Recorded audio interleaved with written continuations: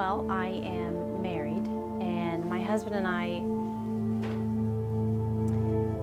aren't really happy, but I think that we have an okay marriage. And I did have an affair a year ago, and I broke it off because I wanted to have a successful marriage. A year prior to the play, I actually had a rendezvous with Mrs. Wendis. A great bit of the mystery plot revolves around the audience watching me and seeing what I do in order to make this come about.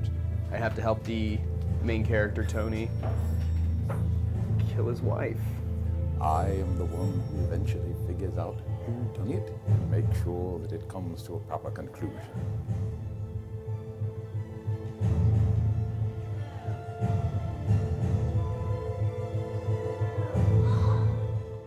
This weekend, Chillicothe Civic Theater will be presenting Frederick Knott's classic thriller, Dial M for Murder.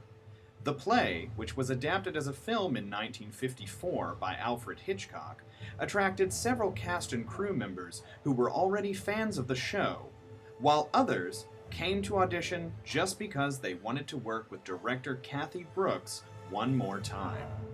Well, I actually heard that they were going to be doing Dial M for Murder in January at the last Chillicothe Civic Theater Awards banquet. And I had always wanted to do this play because I was a big fan of the Hitchcock production. So as soon as I found out that when auditions would be happening in August, I made sure I was there. I ended up not being able to be there until the very last night of auditions, and I wasn't sure if I would even be considered for the part after that point, but I got cast, and I was very happy. Well, I worked with Kathy on a previous show, and she told me she would be doing this show, and I love the movie. Grace Kelly played the Margot role in the Alfred Hitchcock version, and so I auditioned because I thought it would be a really fun show to be a part of. About a year ago, I saw, I believe it was Murder in the Night Room, and then I got interested in playing it, and then I tried out for Miracle on 34th Street, and Kathy, who is also the director, she casted me as Fred Gailey in the play, and now I'm in her second, well, she's been like director for multiple plays, but it's the second play that I am where she's the director. I was living in California and getting ready to move back, and I auditioned through Skype on the phone, came back. Oh, well, I've been involved in civic theater for over 30 years and been involved in many, many, many civic theater productions, and auditioned for this role like everyone else in the cast, and was fortunate enough to get cast. I've worked with Kathy Brooks on other productions that she's done, and she's an excellent director, and I knew that this was going to be an excellent production, which it certainly has turned out to be. I was asked by the main director, which is Kathy Brooks, if I would be willing to help her, to be an assistant director to her. I enjoy the production. It's very well written, and I'm thrilled with the cast that we have. The cast that we have is absolutely phenomenal. They've really worked hard, put a lot of time into this, and even did a lot of character development on their own, which makes it, for me as a director, great. The show presented many challenges to its cast, including the reality that many of them would have to speak in British accents.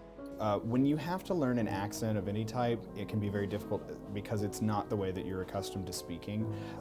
In this production, I, along with the majority of my castmates, had to be British. And so I had to decide what kind of British I wanted to sound like, how thick to make the accent, and various other factors. Yes, I fall in and out of it all the time. Yes. I've never had to have a British accent in a play before, so trying to stay in it sometimes is difficult when we have days between rehearsal, and when I try to do it at home, my family thinks it's hilarious, so I don't really get to do it at home. So doing it here for a couple hours each week makes it hard to stay in character. Specifically the Cockney accent, yes, because it's like an English accent but dirty. I watched a couple YouTube videos to learn the phonetics, and then I watched this show on Hulu called Misfits, and it's just a cast of people that speak with that accent. So I just did like a large influx of hearing that and getting it in my head. So, I mean, that was my process with it. Difficult to speak with an accent? I don't think it's difficult to speak with an accent.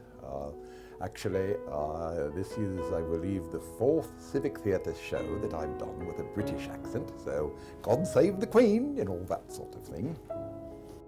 Other challenges included designing and building the set, working out intricate plot details, and the choreography of the murder mentioned in the title. I have to pretend to be strangled and then pushed over the desk, and then I have to stab my attacker. So it's pretty physical. We look like we're wrestling almost. Because she put it to music, it is way more difficult. It's very dramatic the way it matches with the music. Despite the challenges of building, rehearsing, and presenting such a detailed and intricate production, the cast and crew all agree that all of the hard work has been worth it. I think it's awesome. I love the attention to detail that Kathy pays to the set, to the costume, to her character development. You know, start to finish, everything is paid attention to, so you can really see what goes into a production. I think it's great. I think we've assembled a really great troupe of actors. We've got some amazing crew workers, makeup people, just all kinds of great talent working on this production. I think it's great. All the people were really nice, very friendly, very easy to work with. It was pretty smooth so far. Oh, I think this is a tremendous show.